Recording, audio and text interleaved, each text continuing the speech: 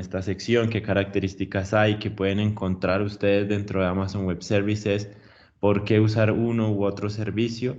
También vamos a ver algunos ejemplos de lo que se ha hecho en Guatemala con instituciones de gobierno y por supuesto vamos a contar con la participación de Rafael, quien nos va a contar un poco al final las características y los logros que han logrado en el país. Cuando hablamos de base de datos, hablamos de dos cosas y en especial de nube. Una es de cuál es la estrategia y dos de cuál es el tipo de workload que se va a cargar. Entonces, para la primera parte de estrategia, hay que pensar si se quiere hacer un lift and shift, es decir, tomar la base de datos tal cual está y subirla a un motor igual, o si quiero construir otro tipo de aplicaciones en nube. Se pueden tener las dos, no necesariamente si uno se va por una estrategia, la otra queda bloqueada. Recuerden que acá cuando hablamos de Amazon Web Services hablamos mucho de integración, de apertura y de juntar estos elementos para tener la carga de trabajo que deseamos. Entonces, para dar un ejemplo, por ejemplo, del Lift and Shift, si yo tengo una base de datos Oracle y quiero seguir trabajando con esa base de datos Oracle, poderla subir y seguir trabajando mis cargas de trabajo que estoy trabajando en la nueva Amazon Web Services con esa base de datos. O si tengo una SQL Server o una Postgres o una MySQL, puedo seguir haciendo ese lift and shift.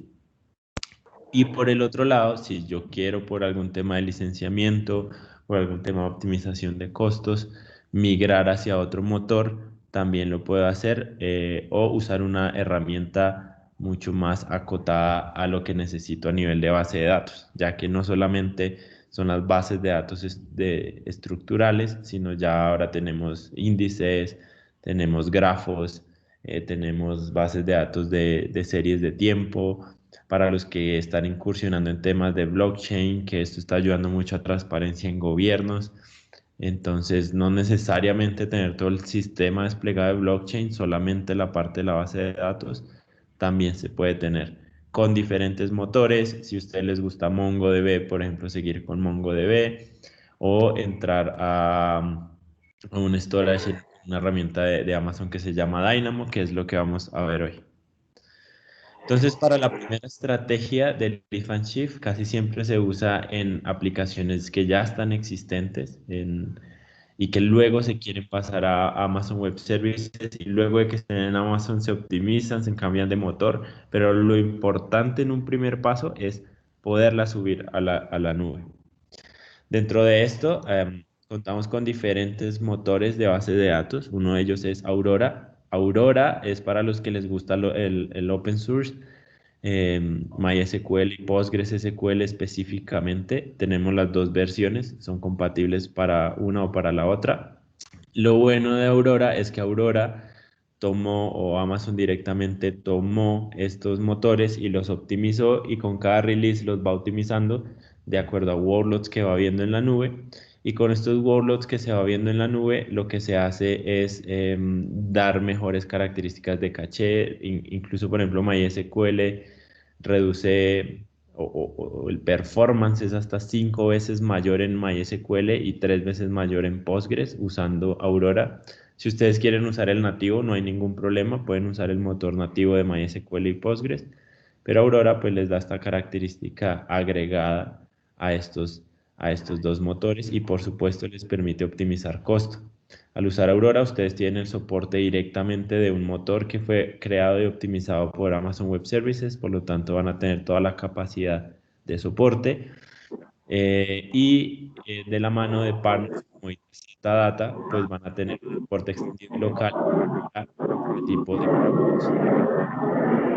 Por otro lado, la disponibilidad y la durabilidad de estos workloads hace que sean tolerantes a fallos, que el storage se auto cure, por decirlo de alguna forma, y cada dato que ustedes ponen se puede generar hasta 6 copias en 3 zonas de disponibilidad diferentes. Entonces acá hay algo importante que aclarar. Recuerden que para Amazon Web Services una zona de disponibilidad son data centers redundantes. Nosotros nunca hablamos de data centers porque no ofrecemos poner workloads en data centers, sino en zonas de disponibilidad. Entonces, cada zona de disponibilidad son data centers redundantes En caso de que le pase algo a uno, el otro va a estar soportando el workload. Y además, cada región, que simplemente es un concepto geográfico, cada región tiene tiene dos o más zonas de disponibilidad. En este caso de Aurora, sus datos van a estar siendo copiados hasta 6 veces en 3 zonas de disponibilidad diferentes de forma automática. Y acá entra un concepto muy importante que lo hablamos un poco en nuestra sesión ya de hace unas semanas y de pronto lo han escuchado con otros proveedores que se llaman los servicios gestionados o los servicios managed. Estos servicios gestionados ayudan a que ustedes se liberen de parte de responsabilidad de esta administración y se la deleguen hacia Amazon Web Services. En este sentido, pues digamos que esto es lo que están teniendo con Aurora para este tema de tolerancia a fallos y del storage. Además, toda la parte de seguridad, recuerden que ustedes son dueños de la VPC, ustedes pueden aislar la parte de red. Por supuesto, si la quisieran dejar pública, no es una buena práctica, pero por algún tema de la carga de trabajo lo pueden hacer. Pero nosotros les damos las mejores recomendaciones y ustedes pueden poner toda el cifrado en descanso, en tránsito y todo el aislamiento de red. Y finalmente, como les decía, es totalmente gestionada. En todo este servicio y los servicios que vamos a ver hoy en esta parte estructurada se llaman RDS, que quiere decir Relational Database Service, son gestionados. ¿Qué quiere decir gestionados? Que ustedes no tienen que entrar a provisionar un servidor, a instalar un sistema operativo, a instalarle parches y demás, y luego la base de datos y mantener la base de datos, sino que ustedes eligen el motor y se deshacen de una parte de esta gestión de infraestructura, de tolerancia a fallos y demás, y además no tienen que preocuparse del parcheo de software, ni de la configuración, ni demás. Por supuesto, hay temas de actualización de la base de datos, eso ustedes eligen si lo quieren hacer o no, pero esto hace ya parte específica del motor. Recordemos que con algunas bases de datos hay estos inconvenientes de que si se hace upgrade, algunas cosas dejan de ser totalmente compatibles y hay que ajustar la aplicación. Por eso esto obviamente se sigue dejando en opciones para el cliente, pero el resto de sistema operativo y demás, de configuración, de backups y de hardware, de toda esta infraestructura, lo administra Amazon Web Services para darles a ustedes este tipo de rendimientos. En esta parte de RDS, que es digamos, el servicio, así como se llama, y donde van a encontrar Aurora, también pueden encontrar MySQL nativo, Postgres nativo, MariaDB, Microsoft SQL Server o Oracle, en diferentes versiones que están obviamente soportadas por los proveedores y son proveedores terceros como Microsoft u Oracle, o que están actualizadas en el caso de MySQL, Postgres y MariaDB. Para toda esta parte de RDS, recuerden que ustedes no están forzados a irse a un motor. Nosotros les damos la facilidad para subirse al motor de su preferencia o para migrarse entre ellos en caso de que lo quisieran hacer. No tienen que hacer aprovisionamiento de infraestructura, obviamente física, no tienen que hacer el instalamiento, la instalación, perdón, y el mantenimiento de la base de datos. Si ustedes quieren tolerancia a fallos, literalmente es darle clic en un checkbox que dice multi-AZ, que quiere decir múltiples zonas de disponibilidad, y él crea una copia síncrona de la base de datos donde va replicando el motor de base de datos y los datos que se están generando. Si ustedes le dieron la opción de cifrado, que también es otro checkbox, va a cifrar ambas, el tránsito siempre va a estar cifrado entre ambas. Recuerden que cada zona de disponibilidad queda distante en millas la una de la otra, así que en 2 zonas de disponibilidad van a estar sus datos y en caso de que ocurra algo con una de las bases de datos, la otra pues va a estar respondiendo y va a recibir el tráfico y el cambio simplemente es una dirección en el DNS, así que ustedes tampoco van a preocuparse por esto, Amazon lo va a gestionar.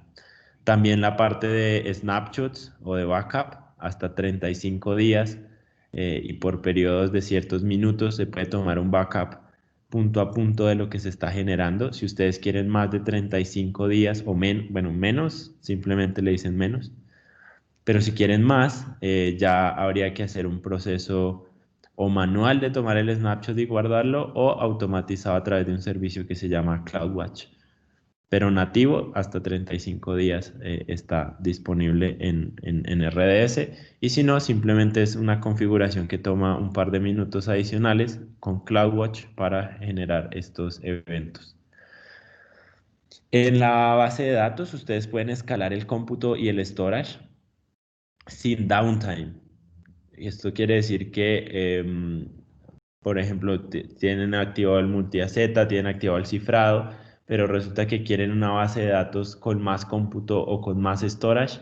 Lo pueden hacer con un par de clics donde entran a modificar la base de datos, le dicen las nuevas características y aceptan, y la base de datos hace este escalamiento sin que tengan ustedes un downtime en la aplicación. ¿Qué sí puede generar un downtime? Pues la parte de mantenimiento. Por eso ustedes configuran una ventana de mantenimiento, y esa ya es para temas de actualización del motor de base de datos. Si de pronto van a hacer un upgrade de una versión a otra, em, o algún tema de mantenimiento per se que vaya a ser un DBA sobre esa infraestructura, sobre esa instancia de base de datos.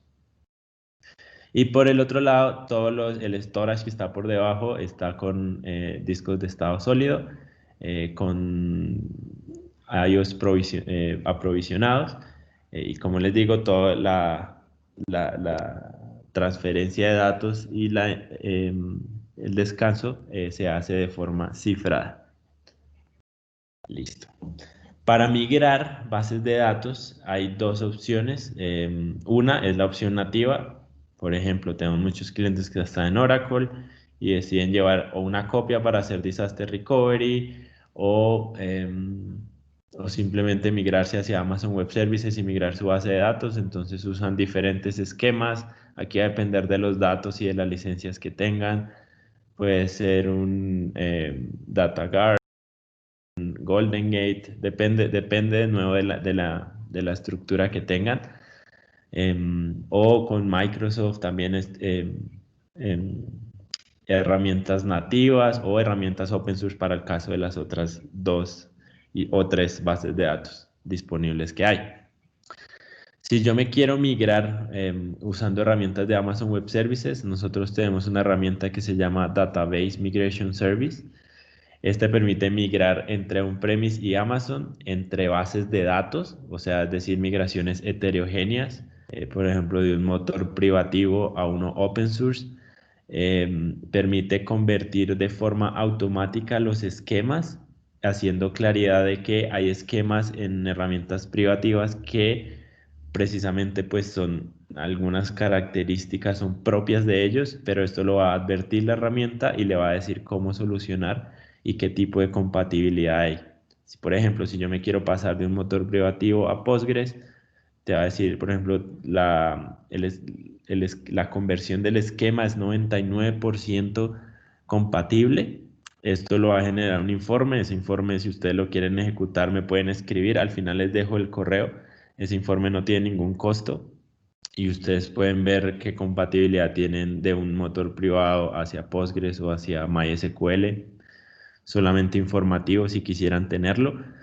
Este esquema pues les va a dar toda la claridad de qué hay que migrar y cómo hay que migrarlo. Entonces también es algo muy importante que hay en Database Migration Service. Y también la replicación sin que tengan que tener un downtime, porque él simplemente comienza a copiar los datos de un lado a otro y luego de que haya terminado les avisa para que ustedes puedan hacer el cambio de ruteo. Si es una base de datos muy grande, la estrategia que hemos hecho es enviar un Snowball.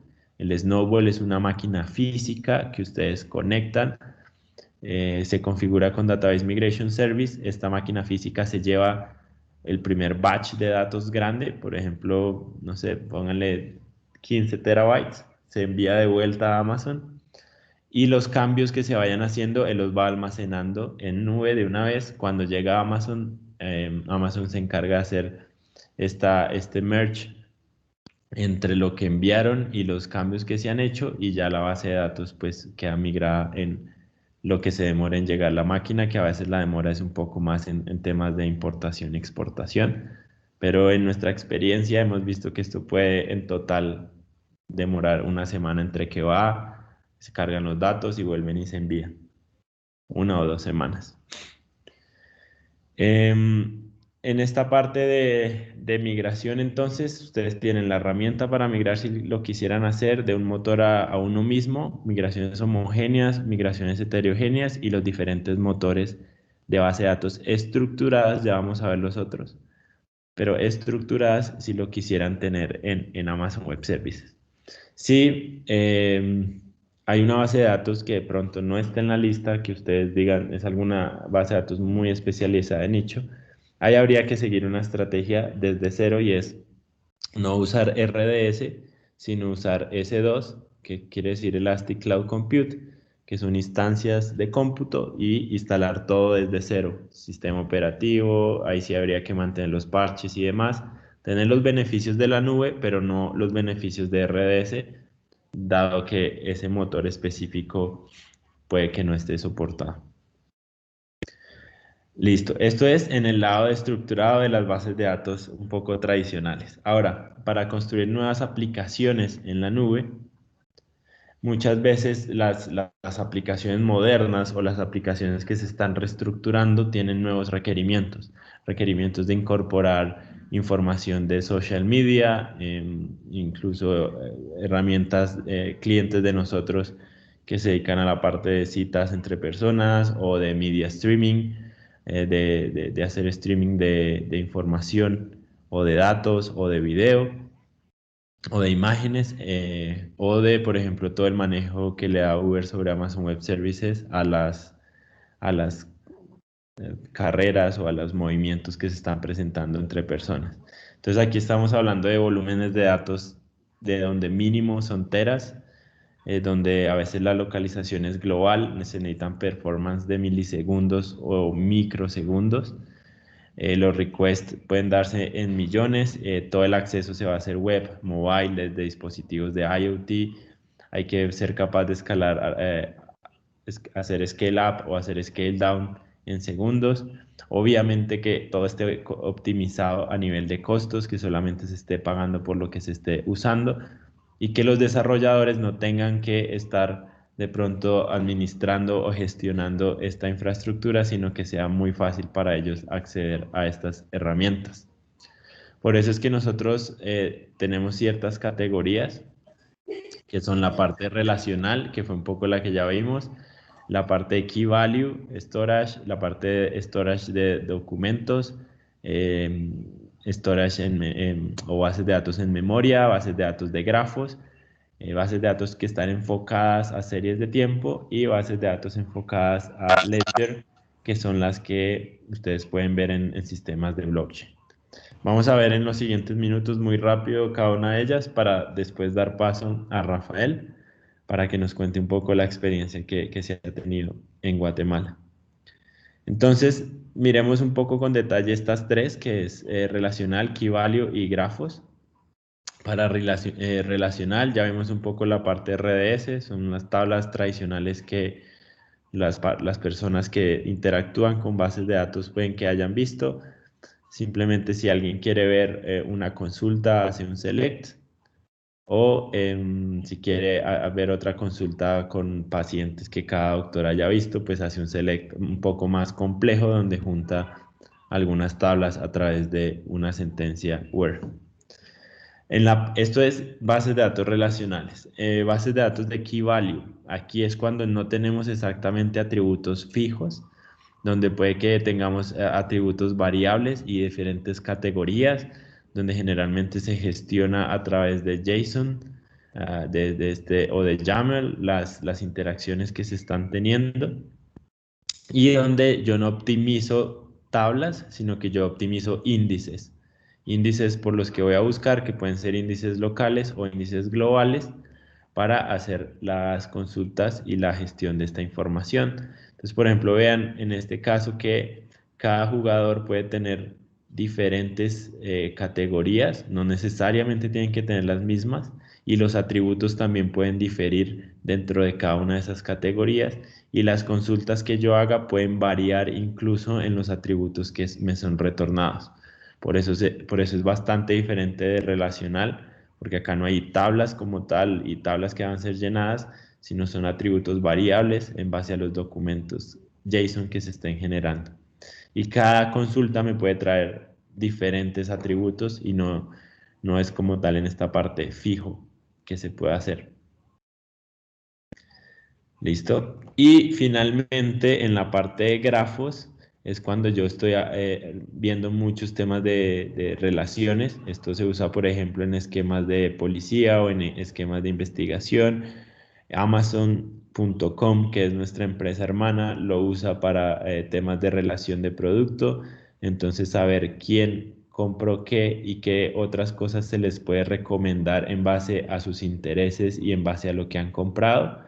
Así que si alguno de ustedes ha comprado en Amazon.com y compró un libro, por ejemplo, de cocina italiana, gracias a estos grafos, gracias a saber de que este producto relacionado que ustedes compraron de comida italiana puede que esté relacionado con otros autores o con una olla especializada en pasta. No sé, estos tipos de productos o estas relaciones se encuentran gracias a los grafos y vean que la gestión como tal de los grafos se basa en relaciones entre vectores y no como tal en tablas estructuradas ni en índices, sino en relaciones entre cada uno de ellos. Cada uno de estos tiene un componente diferente que hay que conocer y que hay que gestionar dentro de cada uno de ellos. Listo, entonces así es que se gestionan las relaciones entre grafos. Para darles un ejemplo de clientes de nosotros que usan varias de estas, bueno, uno local que ustedes tienen allá es la SAT. La SAT usa diferentes de estos tipos de almacenamiento, ya los usa hace bastantes meses. Tablas de Dynamo, donde pues se almacenan ciertos datos de las cargas de trabajo que están haciendo, tablas de Aurora para cierta gestión de bases de datos estructurada y simplemente pues se van acomodando a cada uno de los almacenamientos según lo vayan necesitando. Lo mismo el Ministerio de Educación usa nuestros servicios de base de datos en RDS. La Corte Constitucional también usa estos sistemas de RDS, entre otros clientes que si nos salimos un poco de gobierno también podemos ver también la Universidad Francisco Marroquín, que usa diferentes de estos servicios para almacenar información de forma segura y confidencial de sus estudiantes. Y así entre otros ejemplos que podemos ver luego. Este, que es uno de los clientes más grandes, que es Airbnb, tal vez algunos de ustedes hayan por allí reservado algún departamento o alguna estadía en Guatemala o en otro lugar. Airbnb usa Dynamo para guardar la información de búsqueda de los usuarios, los índices. Esto es un índice masivo de lo que los usuarios han estado buscando. También usan Elastic Cache para todas las consultas que quieren tener en memoria y tener consultas que les están dando resultado en menos de un milisegundo. Y datos relacionales, que ya es como tal su base de datos principal que está en RDS. Entonces Airbnb, por ejemplo, mezcla todos estos. Duolingo, que es otra aplicación, tal vez también algunos de ustedes la hayan usado, es para aprender idiomas. Ustedes la pueden descargar, está en varias plataformas. Tiene 300 millones de usuarios alrededor del mundo y estos 300 millones de usuarios están realizando 7 billones de ejercicios por mes. O sea, es una cantidad abrumadora de datos. Y todos estos datos, por ejemplo, Dynamo tiene 31 billones de ítems que están haciendo seguimiento de qué lenguajes están siendo ejecutados y cuáles ejercicios han sido completados. Aurora, que es su base de datos transaccional para sus usuarios, y Elasticache también de nuevo para poderle responder a los usuarios más rápido con frases comunes y palabras comunes a la hora de aprender un idioma. Entonces vean el impacto que esto puede tener y algunos de los datos que ellos tienen, por ejemplo, En Suecia es que el lenguaje más estudiado es el sueco porque precisamente los refugiados están aprendiendo sobre esta plataforma con estas características o que incluso más personas están aprendiendo en Duolingo que en el sistema entero de escuelas de los Estados Unidos. Entonces son algunas de las referencias que hay acá importantes.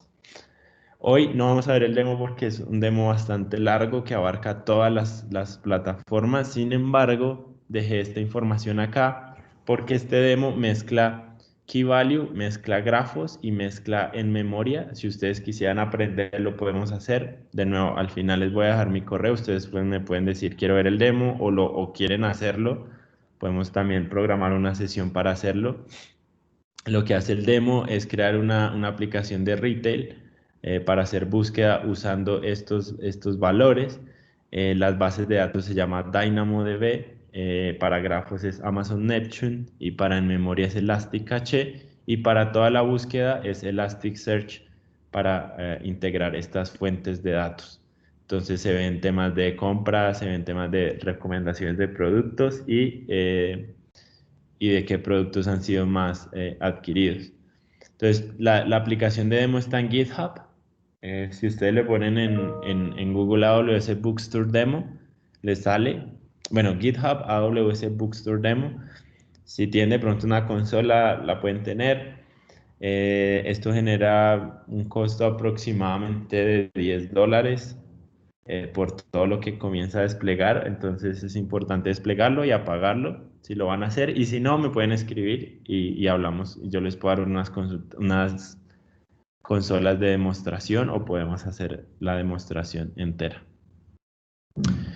Para desplegar esto, tranquilos que no hay que desarrollar código ni nada, simplemente le dan un clic. Bueno, de hecho hay varios clics a varios CloudFormation. CloudFormation es nuestra herramienta de infraestructura como código. Es una forma de que no todas las veces tenga que hacerse todo manual, sino que simplemente se programe la infraestructura que se quiere lanzar en código literalmente y una vez se le dé ejecutar, él ejecuta ese lanzamiento de infraestructura. Entonces ya está en CloudFormation, no quiere decir que no vayan a aprender cómo hacerlo, sino simplemente les facilita el lanzamiento y va explicando qué es lo que hay por debajo y uno lo puede ver en la consola, cómo lo desplegó y cómo se conectó. En la parte final de esta charla, entonces, ya vimos un poco algunas de las bases de datos, algunas de las categorías. Otra que me parece importante mencionar que no está profundizada en esta presentación, pero en caso de que ustedes la tengan, es la de MongoDB. Para los que usen MongoDB, nosotros tenemos DocumentDB, que es compatible con las últimas versiones de Mongo. Si ustedes quisieran o están usando este tipo de workloads, también se pueden subir y usarla de esta manera. Y la última, a veces es como la que genera más sensación, pero no es para todos los workloads, es algo importante para aclarar, son cargas de trabajo que ustedes requieran, que sí o sí sepa siempre el historial, que son las propiedades como tal que por debajo mantienen a blockchain, que se sepa qué transacciones las hizo, que no sean imborrables esas transacciones. Eso se puede tener con una base de datos Ledger. Entonces aplica mucho, por ejemplo, a healthcare, aplica mucho a hacer seguimiento de propiedades. Cuando uno registra su propiedad, bien sea un vehículo o bien sea una casa, un apartamento, también es un caso de uso común. eh, para manufactura o para contrataciones, para seguimiento y prevención de corrupción, también se ha visto en algunos casos de uso. Entonces, estos son los casos de uso. ¿Por qué digo que no aplica para todo? Porque la complejidad de una base de datos Ledger es un poco mayor. Ya vamos a ver que Amazon abstrae bastante de la complejidad, pero lo que implica contratar a un equipo que sepa manejar estas bases de datos y que sepa implementar esta solución, pues tiene que ser equivalente a la importancia del workload. Entonces también es importante ver si se puede solucionar con otra base de datos o necesariamente se necesita la capa de Ledger. Cuando nosotros vemos los principales retos, Entonces, por ejemplo, la parte de auditar las tablas o de verificar los cambios que se hicieron, a veces es complicado en bases de datos relacionales. Obviamente, ustedes pueden tener distintas características de hacer tracking, de prevenir accesos no autorizados, pero ¿qué pasa cuando un acceso autorizado entra, que tiene acceso a los logs y demás, y puede realizar transacciones que tal vez pues puede incluso eliminar por completo? Entonces, lo que facilita blockchain es que em, todas estas transacciones se le puedan hacer seguimiento, pero a veces es difícil de mantener, es muy duro de usar. Los que han estado en proyectos de blockchain tal vez lo han visto, y a veces añade una complejidad no necesaria. Lo que les ayuda aquí Ledger es que les permite tener la base de datos donde tienen los dos componentes más grandes, que es el journal, que son los cambios que se han hecho, que son inmutables, eso no se va a poder cambiar, siempre van a quedar registrados, y va a tener el current history, que es el estado actual de cada uno de los valores que hayan registrado. Acuérdense que Ledger abarca los dos, tanto el current y en base al history que se haya registrado, y el journal. Para darles como un poco cómo funciona, por ejemplo, veamos un tema de carros, de qué carros hay disponibles. Entonces, si hay un insert, que es el primer paso del journal, ese insert se registra acá arriba en el current, ¿cierto? Pero cada vez que, bueno, y en el history, por supuesto, que es el primero que se hizo, y el dueño, por ejemplo, que fuera yo, Cristian Romero, que soy dueño de un Tesla.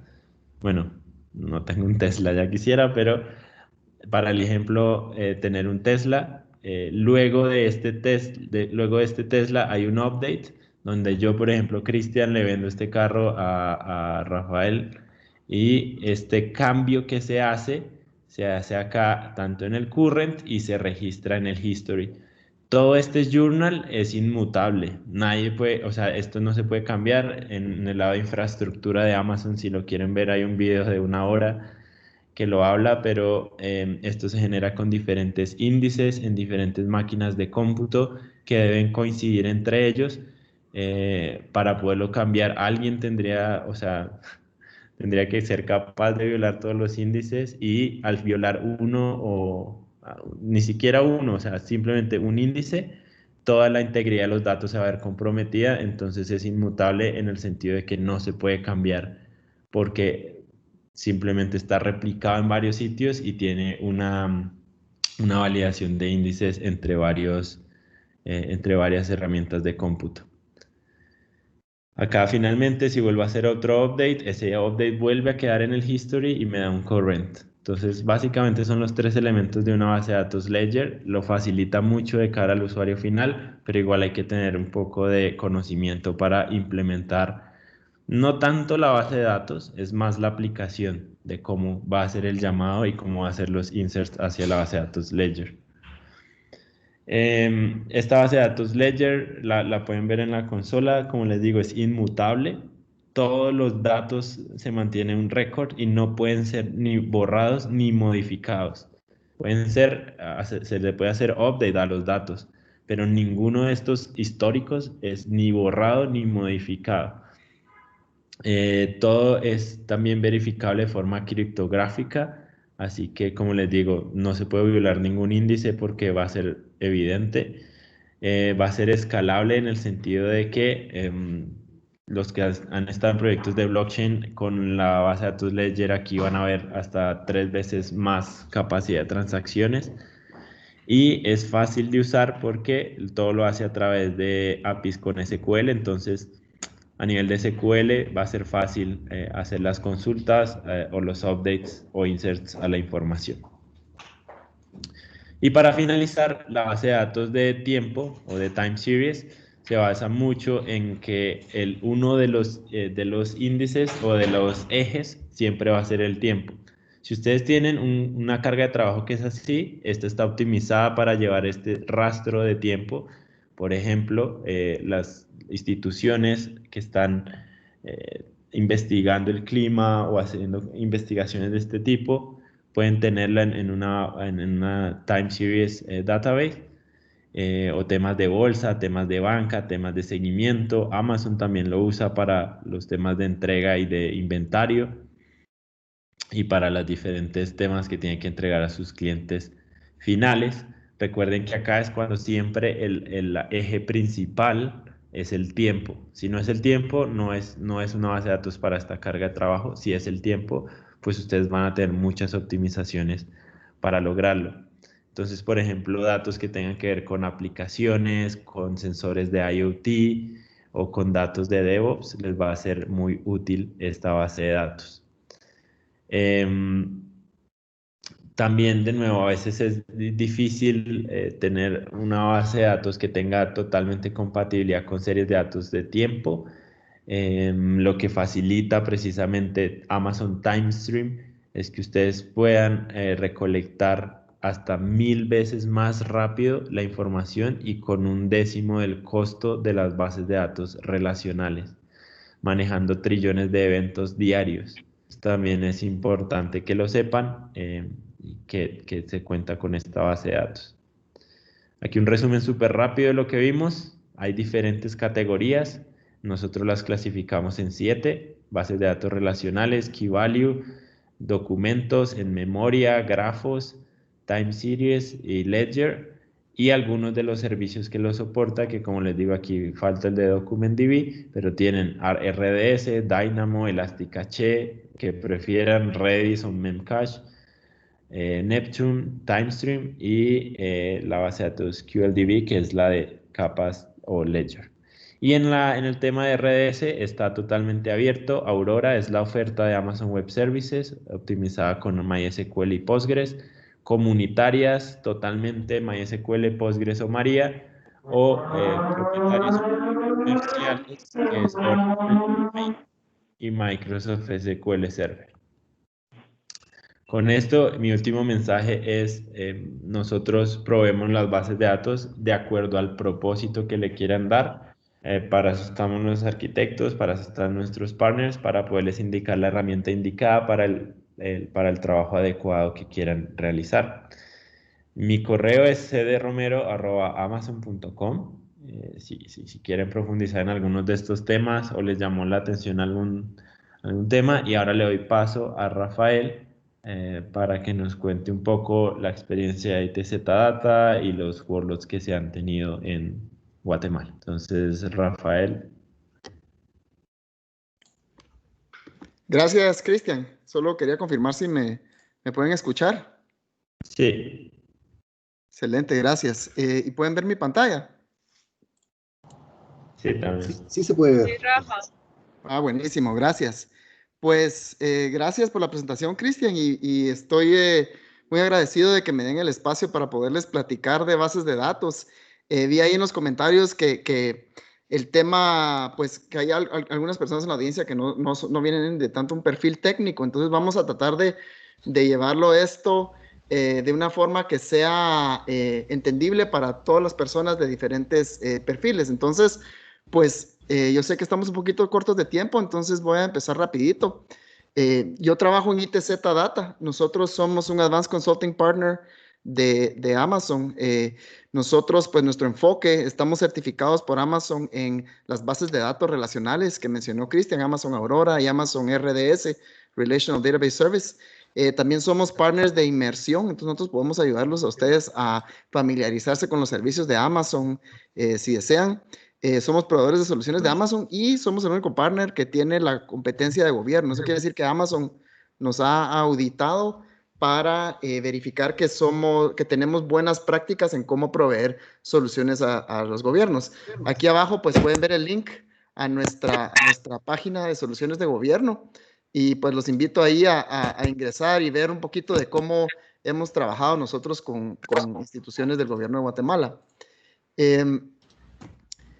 Yo, sobre mí, pues soy Chief Cloud Architect en ITZ. Nosotros, pues mi día a día, yo lo que me dedico es a ayudar a instituciones públicas y empresas privadas a pues arquitecturar sus aplicaciones en la nube, balanceando criterios como disponibilidad, rendimiento, costo y otros criterios que sean importantes para la organización.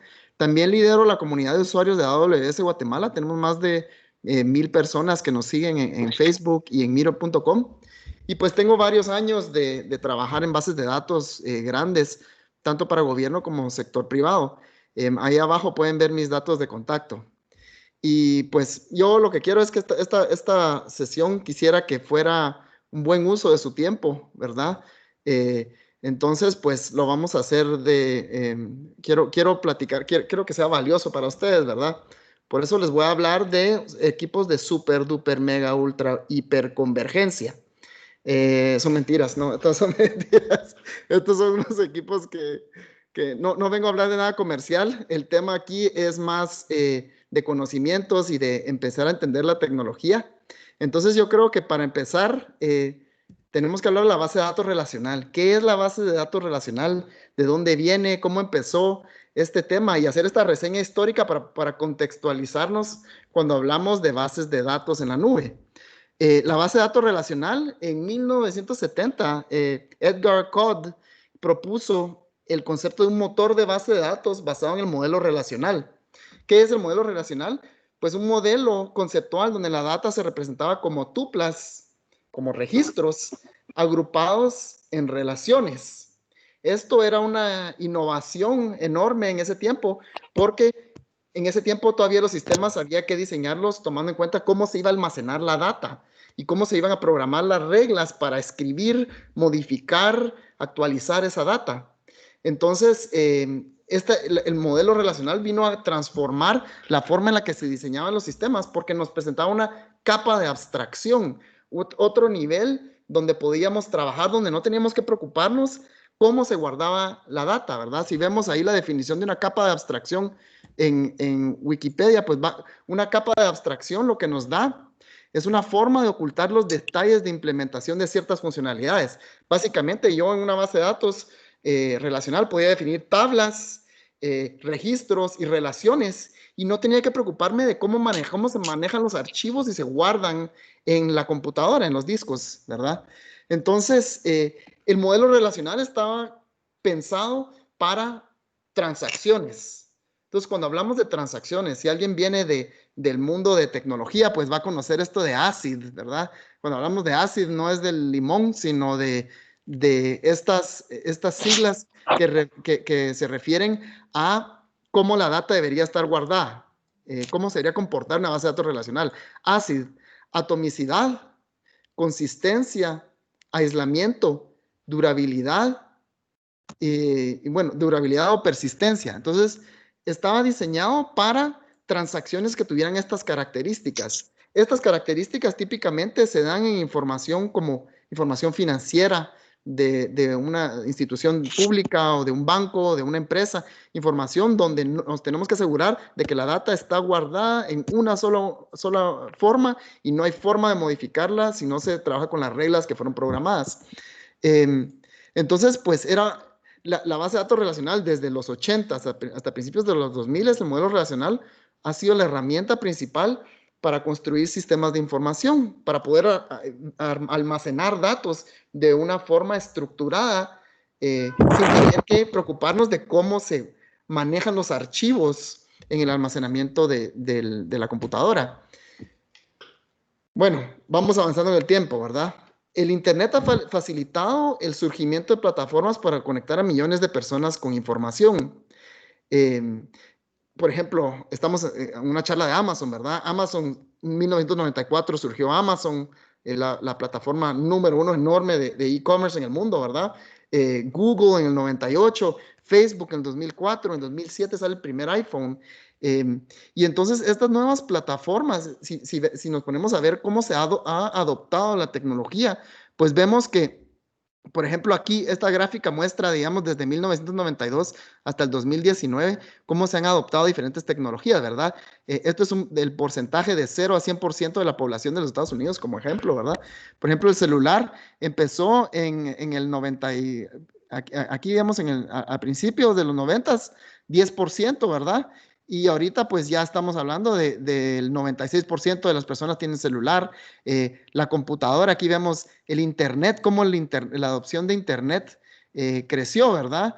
Teléfonos inteligentes, la subida de las redes sociales, como desde el 2005 las redes sociales ya se volvieron una cosa que ha permeado nuestra sociedad, ¿verdad? Los tablets, los hogares que solo tienen teléfono celular y ya no tienen líneas fijas, por ejemplo. Y otro dato interesante, el porcentaje de personas en Estados Unidos que tienen una cuenta de Amazon Prime ha venido creciendo hasta casi el 40% del año pasado. Entonces, la adopción de la tecnología ha sido enorme y eso ha resultado en una explosión en la producción de información, ¿verdad? Si vemos cuánta información se está produciendo anualmente, es una cosa increíble, ¿verdad? Y es una cosa que va creciendo de forma exponencial y no hay ningún chance de que vaya a reducirse. Por ejemplo, aquí vemos cómo se ha incrementado la producción de información anual y esto es en zettabytes. Zettabytes, un zettabyte es 1.000 millones de terabytes. Entonces, si vemos aquí, digamos, esta es la proyección para el 2025, pero la data está creciendo de una forma increíble anualmente. Y entonces, estas plataformas digamos, empoderadas por el Internet y esta explosión de información ha generado una necesidad, ha generado como nuevos retos de cómo administrar la data. Entonces, tenemos esta explosión de información le ha presentado unos retos enormes a las instituciones que, digamos, vienen desde los 90s, 80s, 2000s. Ahora, ¿cómo puedo lidiar con tanta data, verdad? Y son dos retos principales. ¿Cómo administro tanta data? Y cómo logro un rendimiento óptimo en la forma en la que gestiono la data, ¿verdad? Entonces, para estos retos, digamos, se han presentado algunas soluciones. Por ejemplo, ¿cómo administro tanta data? Pues para poder administrar mucha data, hay un montón de tareas en las bases de datos relacionales, por ejemplo, que no son necesarias hacer, que puede hacer alguien más por nosotros. Por eso existen servicios como Amazon RDS y Amazon Aurora. Por ejemplo, Amazon RDS, si ven la descripción aquí, dice configure, use y escale una base de datos relacional en la nube con tan solo unos clics. Básicamente, yo no tengo, como hablaba Cristian, no tengo que instalar el sistema operativo y levantar el servidor y todo eso. Yo a puros clics y haciendo checkboxes puedo configurar una base de datos. Entonces eso, puedo configurar la alta disponibilidad, los backups, todo lo de la base de datos. Entonces eso me permite a mí hacerlo mucho más simple, administrar, digamos, un gran volumen de datos y de bases de datos. El otro punto es cómo logro un rendimiento óptimo con mi data.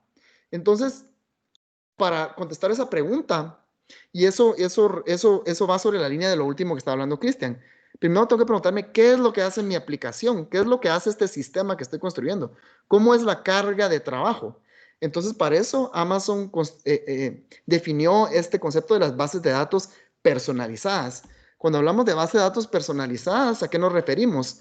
Pues bases de datos de un propósito específico.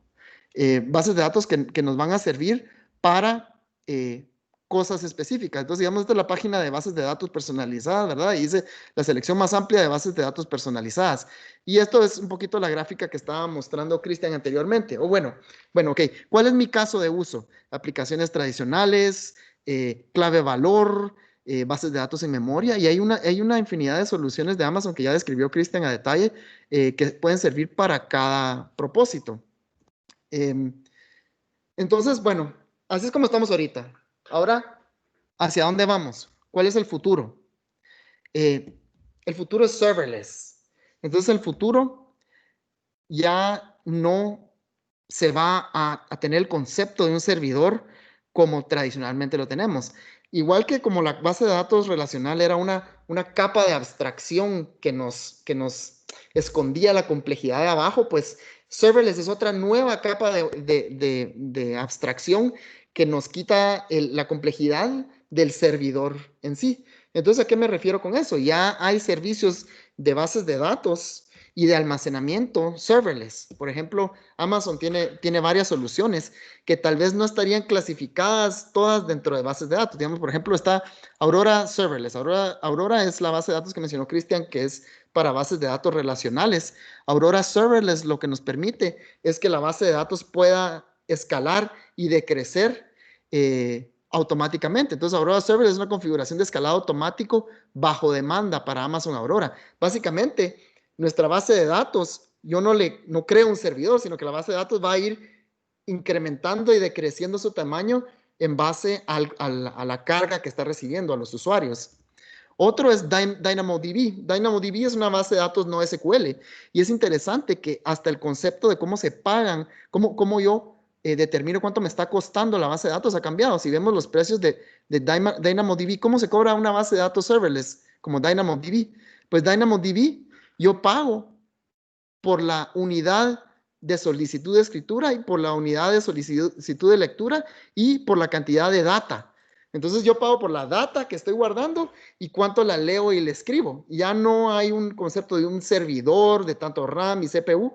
Eso ya se quedó atrás y ahora nosotros tenemos esta herramienta poderosísima y casi que infinitamente escalable en la nube para poder construir aplicaciones que antes era casi imposible hacer. Otros como Amazon S3. Amazon S3 típicamente no lo vemos como una solución de base de datos, ¿verdad? Pero porque es una solución para guardar archivos. Pero resulta que Amazon tiene otros servicios como Amazon Athena. Amazon Athena es un servicio serverless para hacer queries. Básicamente yo en S3 puedo guardar un archivo como un CSV, como que si fuera un archivo de Excel, digamos. Y con Amazon Athena yo le puedo mandar queries. Puedo hacer queries en SQL sobre ese archivo y leer data. Y yo lo que pago en Athena es por la cantidad de data que estoy consultando. Ya no hay una base de datos, ya no hay un servidor en sí, ¿verdad? Amazon Kinesis es otro servicio similar que sirve para colas de mensajes. Entonces, pues también para procesamiento de datos serverless hay servicios como Amazon Lambda y AWS Glue. Lambda sirve para procesamiento serverless. Básicamente yo creo mi código y se lo doy a Amazon y Amazon lo ejecuta y lo paraleliza todas las veces que sea necesario. AWS Glue para las personas que vienen del Data Warehouse es un servicio serverless de ETL, de transformación de datos. Yo básicamente pago solo en el momento que estoy procesando los datos. Entonces, esto es una transformación de paradigma y creo que es una oportunidad para innovar mucho en el sector público. Por ejemplo, esto es un serverless data pipeline. Este es un proyecto que estamos haciendo para un cliente. Básicamente es un servicio de lectura de información, pero no estoy usando una base de datos en sí. Estoy guardando la data en un bucket, en un archivo. Esa data la proceso con Lambda y con Glue, con AWS Lambda y AWS Glue, estos servicios serverless de procesamiento. Y después esos servicios server, y después utilizo Amazon Athena, este servicio de queries, para realizar consultas sobre la data y pagar solo sobre la cantidad de data que estoy procesando en la consulta. Otro ejemplo es, digamos, la arquitectura de Mineduc Digital. Mineduc Digital es una plataforma de educación que lanzó el Ministerio de Educación para atender a los estudiantes en la pandemia. Por ejemplo, esto utiliza un clúster de Kubernetes y de containers, digamos, esto lo podemos platicar más adelante si tienen dudas.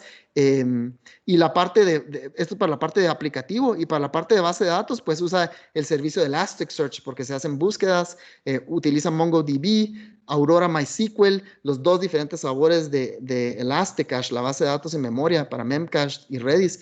Entonces, esto es una arquitectura moderna y realmente súper simple de administrar, porque nosotros no tenemos que tocar las bases de datos, Amazon se encarga, ¿verdad? ¿Quiénes están usando bases de datos en AWS? Pues tenemos instituciones públicas, digamos, muy conocidas que están trabajando ya en la nube, el MAGA, la CC, el Vanguard, el Mineduc Digital, la SAT, el Tribunal Supremo Electoral acaba de empezar a provisionar servicios en Amazon y ya está empezando a subirse a AWS. En el sector privado, pues un montón de empresas están utilizando, ¿verdad? Empresas e instituciones educativas. ¿Cómo ayudamos nosotros? Pues nosotros tenemos esta empresa donde realmente nos sentamos con los clientes y los ayudamos a diseñar sus soluciones y a darles soporte durante la vida de la solución. Por ejemplo, aquí está mi compañero al lado de un Amazon Snowball, que es esta caja que mencionó Cristian, que se enchufa en el data center para bajar terabytes de información y se manda a Amazon para poder hacer el traslado de información más rápido en vez de hacerlo a través de Internet. ¿Cuál es nuestra experiencia en gobierno? Pues nosotros hemos trabajado replicación de bases de datos de on-premise hacia Amazon entre plataformas diferentes de bases de datos y sistemas operativos. Hemos migrado terabytes enormes de data hacia la nube. También hemos trabajado con instituciones para hacer una arquitectura nativa de nube, digamos, usando estos componentes que están hechos para la nube, para aplicaciones transaccionales, digamos, grandes en las instituciones públicas.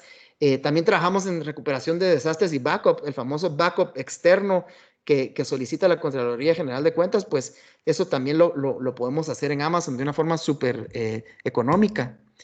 ¿Cómo controlo mi gasto en Amazon? ¿Verdad? Es otra pregunta, ¿verdad? En el sector público, pues tenemos este reto de cómo controlar cuánto estamos gastando en la nube, ¿verdad? Entonces nosotros, por ser, digamos, especialistas en gobierno, hemos construido una solución que se llama ITZ Billing. Básicamente es una plataforma donde las instituciones pueden ver cuánto están consumiendo y esto es auditable y todo el tema para que vean, para poder tener transparencia de cuánto se está gastando. Entonces yo puedo tener, digamos, unidades de consumo que representa $1 de gasto en la nube. ¿Cuántos quetzales estoy gastando? ¿Cuántos quetzales estoy gastando por cada servicio? ¿Cuántos de base de datos? ¿Cuántos de servidores? ¿Cuántos de almacenamiento? Si tengo varias cuentas en Amazon, ¿cuánto gasto en cada cuenta? ¿Cuánto estoy gastando diariamente? Y eso es una cosa muy interesante que nos da la nube. Como se consume bajo demanda, puedo ver diariamente cuánto estoy gastando en cada servicio en la nube, ¿verdad? Puedo sacar reportes de esto y puedo tener un presupuesto y monitorear mi gasto histórico para asegurar de que no me salgo de mi presupuesto. Una cosa muy importante en el sector público. Se representa en moneda local y pues puedo recibir reportes diarios, semanales o mensuales en mi inbox de mi correo, donde puedo ver cuánto estoy gastando en AWS. Entonces, pues finalmente hemos diseñado algunas soluciones para el sector público. Ahí los invito a ver en nuestra página. Pues nuestra página de gobierno es itzadata.tech /services/gobierno. Y para las personas con una inclinación más técnica, pues los invito a visitar nuestro blog en Medium. Ahí hemos puesto muchos videos de presentaciones que hemos hecho, de tutoriales, que es el Well Architected Framework de Amazon. Y aquí están todos los videos de diferentes soluciones, de cómo construir diferentes soluciones en la nube. Entonces, pues les agradezco su tiempo y espero que haya sido útil la información. Si tienen alguna duda, pues aquí está mi contacto. Les puedo compartir la presentación si la necesitan. Gracias. Muchísimas gracias, Rafael. Muy puntual y bien adaptada ahí para el idioma de todos, ¿verdad? Teníamos ahí un par de preguntas. Decía José Gabriel Ramírez, dice, ¿existe algún tipo de confidencialidad? ¿Y Amazon puede hacer uso de esta información y viceversa? No, Amazon Web Services, y de hecho en el contrato que se genera, también de nuevo con toda la experiencia, por ejemplo, que ustedes vieron con partners como ITZ Data, esa información es confidencial, el dueño de la información siempre es el cliente, y se establece de forma legal que nosotros no tenemos acceso a esa información. De hecho, nuestras mejores prácticas, siempre lo recomendamos también, es que cifren los datos tanto en tránsito como en descanso, y esta llave de cifrado es de ustedes, y sin esta llave nadie va a poder ver sus datos. Entonces Amazon Web Services es muy claro en que esta información es de ustedes, es del cliente, y en especial con temas de gobierno. Trabajamos muy de cerca para que esté muy claro la confidencialidad y la protección a los datos. De hecho, una de las regulaciones más fuertes que hay ahora es la GDPR, que es la europea, o sea, las que más exigen temas de protección a API, y Amazon fue el primer proveedor de nube que se certificó en este lado y en esta parte. Entonces, también que sepan que siempre de hecho, contamos con un equipo especializado en temas de regulaciones para tener esta protección. Y si ustedes buscan AWS Compliance, también les podemos compartir esa información. Hay más de 50 proveedores externos, no es Amazon, o sea, son externos que están evaluando constantemente que se cumplan con las mayores características de confidencialidad, específicamente la SOC esta institución es la que certifica temas de confidencialidad de nube, entonces tenemos la SOC 1, la 2 y la 3. Ok, muchas gracias. José Gabriel también nos pregunta, ¿puedo tener mi BD en paralelo y replicarla con la de Amazon? Es correcto, José Gabriel. Amazon tiene un servicio que se llama Database Migration Service, que no solo sirve para migrar la base de datos, sino para poder mantener una réplica en paralelo hacia la nube. Se puede replicar, digamos, si tenés on-premise un motor como MySQL, puedes replicar hacia un MySQL o hacia una Postgres. Funciona también entre, digamos, entre bases de datos heterogéneas. Básicamente tú escoges qué tablas de tu base de datos quisieras replicar hacia la nube y el servicio lee los logs de la base de datos y de esa forma la replica hacia la nube. Esa es la solución para bases de datos. Otra solución para replicación hacia la nube es un servicio que se llama Cloud Endure de Amazon, que en vez de trabajar a nivel de la base de datos, replica los discos. Entonces tú puedes replicar los discos locales que tienes en tu servidor hacia la nube y esos discos están replicándose en la nube y en el momento que quieras hacer como un switch over, levantas un servidor en Amazon y se pega a esos discos y ahí puedes levantar el servidor. Entonces hay dos tipos de soluciones. Gracias por la pregunta. Muchas gracias, Rafael. Si alguien más tiene alguna duda, pues podría abrir su micrófono y hacer la pregunta o bien colocarla en el chat. Igual la podemos leer acá.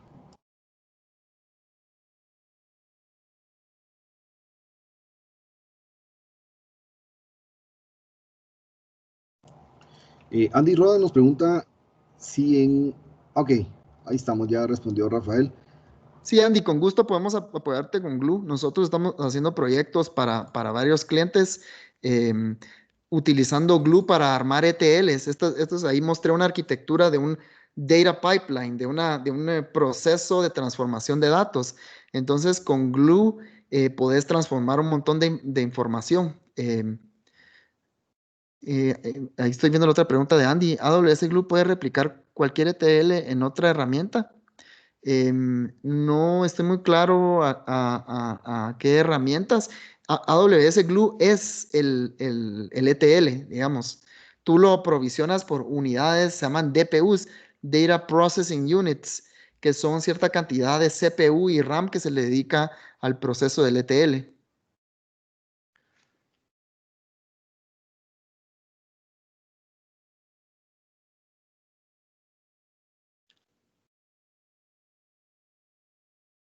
Pero con gusto, Andy, ahí está mi contacto. Por favor, si tienes más dudas, me puedes escribir y estamos a la orden. Rolando pregunta si AWS, ok, quisiera saber costos de AWS en Oracle. Ok, ahí con gusto, pues ahí está mi contacto, Rolando. Con gusto te podemos atender.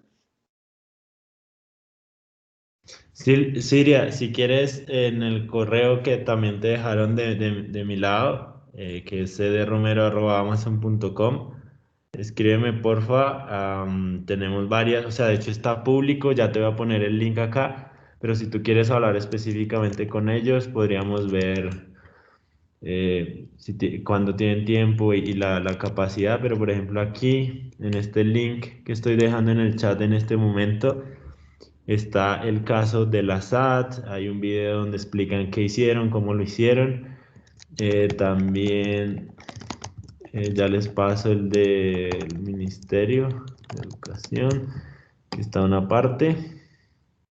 Aquí está, ya les pongo acá que este está todavía más detallado. Bueno, y también Rafael ahí les está dejando un link con temas ya de gobierno. Y este tercero, que es otro de nuestros casos, que son los que tengo así como en la cabeza rápidamente, pero escríbeme y miramos qué otros necesita. Yo les puse ahí el link de nuestra práctica de gobierno de AWS. Ahí hay varios casos de éxito. Se habla del caso de la Corte de Constitucionalidad, Mineduc, una institución bancaria gubernamental y el MAGA. El MAGA también está en Amazon Web Services. También con gusto nosotros podemos coordinar una reunión si quisieran platicar con cualquiera de estas instituciones.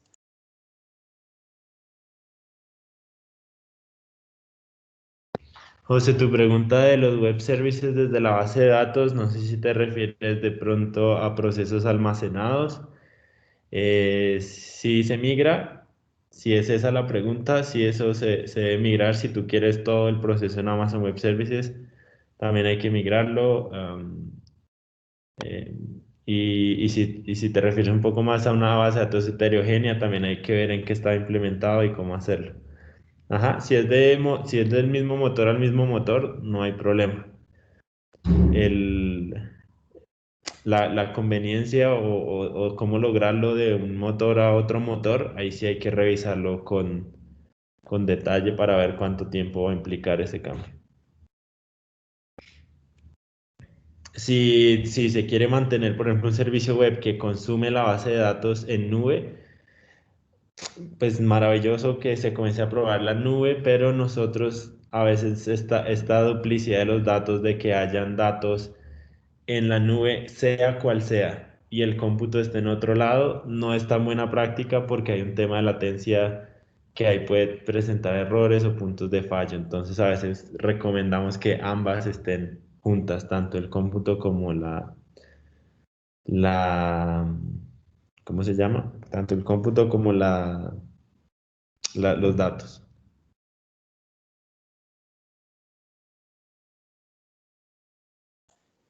Andy, sí, tenemos varias instituciones bancarias. Es que en este momento sé, por ejemplo, o sea, lo tengo en la cabeza presente de que Nubank, que es el banco más grande sin infraestructura física, o sea, física de banco, que arrancó en Brasil y ahora entró a Colombia, está totalmente en Amazon. Sé que va en Colombia, en sus diferentes sucursales, que tiene diferentes nombres en cada país. También está en AWS y sé que hay otros bancos, pero no sé si son en este momento referencia. Si puedes, por favor, escríbeme y yo busco, porque los temas de finanzas lo veo otro equipo y les pregunto a ellos para que me adjunten todas las referencias y así te las puedo enviar. También, Andy, ahí te compartí un caso de OMC, Oh My Card, una empresa guatemalteca fintech que corre sobre Amazon Web Services.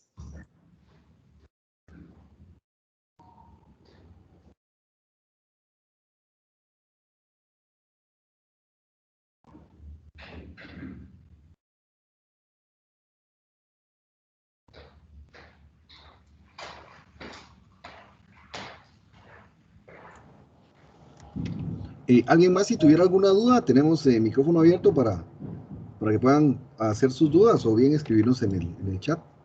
Por favor, si tienen dudas, nosotros felices de poder responder. Nos sirve entender qué tipo de preguntas tienen para ir mejorando nuestras presentaciones. Creo que se nos pasó una por arriba que preguntaban de Oracle. Aquí estoy poniendo el link. Todos nuestros pricing son públicos. Dependiendo de la instancia, pues ustedes van a ver acá las que hay. Para Oracle, si ustedes ya tienen la licencia, pueden hacer un tema de Bring Your Own License, es usar la licencia que ya pagaron y que ya tienen. Si quieren adquirir la licencia, también la pueden hacer con Amazon. ¿Qué diferencia hay? Que si ustedes la tienen, pues le pagan a Oracle la licencia y le pagan a Amazon la infraestructura. Em, si la adquieren en Amazon, pues simplemente tienen un solo billing donde le pagan a Amazon y Amazon pues les desglosa a ustedes qué es lo que se le está pagando a Oracle de licenciamiento, pero Amazon es el que le paga directo a Oracle.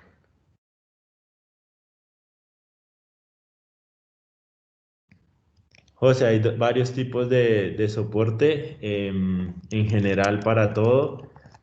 Ya te voy a dejar acá también el link. Hay un soporte básico, pero si tú necesitas soporte avanzado, que nosotros lo llamamos business, es el que más recomendamos.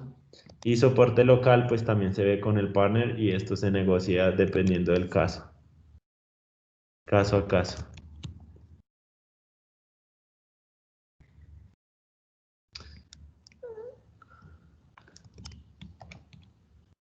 Acá dejo el link en español de los casos de soporte. Obviamente hay uno que no tiene costo. pero hay otros que ya comienzan a tener un costo. Igual el soporte local, pues si desean trabajar con nosotros, pues sí tiene un costo adicional, pero es muy valioso. Digamos, todas las instituciones que trabajan en la nube que nosotros atendemos, pues tienen soporte local con nosotros y realmente se vuelve un tema muy importante. Si son plataformas críticas, pues sí es muy recomendable contar con el soporte. Ahí está, ahí abajo les compartí el link donde pueden ver los niveles de soporte que nosotros ofrecemos. Sí, es importante lo que dice Rafael, porque a veces ese tema local toma mucha relevancia y si el panel lo necesita, pues panels como ITZ que tienen diferentes certificaciones pueden decirnos a Amazon en caso de que haya algo que no está fluyendo y nosotros también lo hacemos mover, o sea, nunca quedan solos en ningún sentido.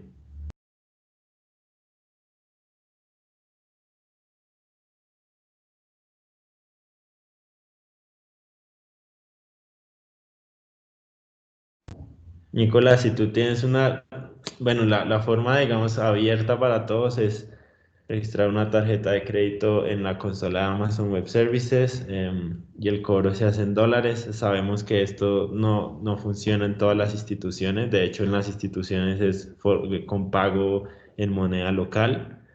Por eso, Rafael les comentaba un poco que a través de ellos se puede hacer el pago, el control de lo que están gastando y el pago en quetzales. Y no sé, Rafa, si tú, qué tipos de pagos se le hacen a ustedes, transferencia y eso.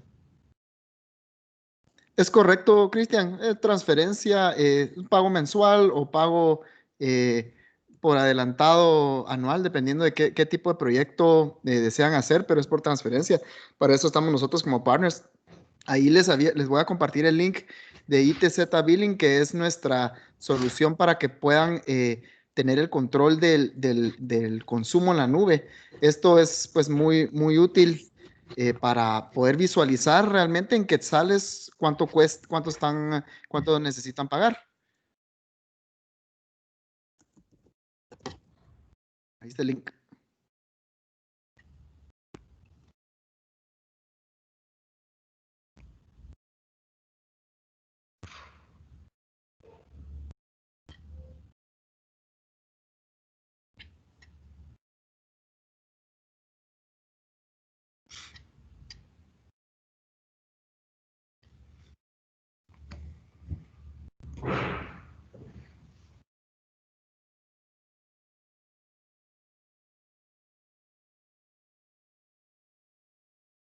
La Ruldin, sí.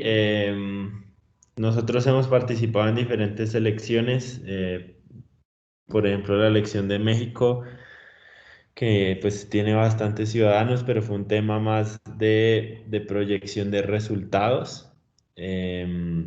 Pero para generar el voto electrónico sería uno de los buenos casos para usar Ledger, para tener registro de quién lo hizo y dónde lo hizo. ¿Por qué no hay actualmente tantos casos de uso, no solamente de Amazon, sino en general de Ledger? Es más por temas de regulación en votación electrónica. Pero si lo vemos netamente técnico, sería uno de los mejores casos para aplicar. ¿Por qué? Porque hay varios temas. Nosotros, por ejemplo, se han hecho pruebas en estas semanas a 700.000 estudiantes en sus casas, donde un sistema que se llama AWS Recognition valida que sean quienes dicen ser y que no estén haciendo trampa ni nada de esto, con ciertas validaciones a través de la cara y de que no hayan más personas presentes y bueno, todo esto se hace de forma automática. Entonces son varios servicios que a la larga desencadenarían en validación de que la persona dice quién dice ser, de que esté en el sistema y de que pues al final pueda ejecutar su voto de forma electrónica. Entonces Ledger sería uno de los recursos que nos gustaría algún día implementar. Quantum Ledger tiene la propiedad interesante que es una base de datos append only. Quiere decir que es una base de datos a la que solo se le puede agregar data, no se puede borrar el histórico. Por eso se vuelve, digamos, entre comillas, inmutable el histórico, porque no se puede venir y modificar lo anterior. Por eso esos casos de uso son interesantes. Yo sé que hay un proyecto del BID que se llama LackChain, que es como un blockchain que están implementando a nivel como latinoamericano para el sector público. Ahí puse el link de mi amigo que hizo un proyecto de blockchain para conteo, para digamos, guardar las como firmas criptográficas de las boletas de votación. Yo creo que blockchain sí en el futuro va a poder transformar mucho la forma en la que funcionan los sistemas de votación, ¿verdad? Pero va a tomar tiempo. La tecnología no es tan intuitiva, digamos, y hay que ser muy cuidadoso a la hora de construir algo, porque no se puede borrar el histórico, ¿verdad? Bueno, de mi lado y del lado de Amazon Web Services les agradezco mucho. Tengo que salir a otra reunión en 2 minutos ya. Mi correo queda allí, que es cdromero@amazon.com. Cualquier duda que tengan me la pueden enviar y la revisamos. O si quieren revisar algo puntual de algún caso de referencia, también los puedo direccionar por este lado. Y los dejo por ahora, Rafael, también muchas gracias por tu presentación y quedamos en contacto para la siguiente charla. Claro, claro que sí. Muchas gracias, Cristian. Pues no sé si alguien más tenía alguna duda, pues todavía tenemos acá atrapado a Rafael con nosotros. Aquí estoy, aquí estoy para cualquier duda que tengan.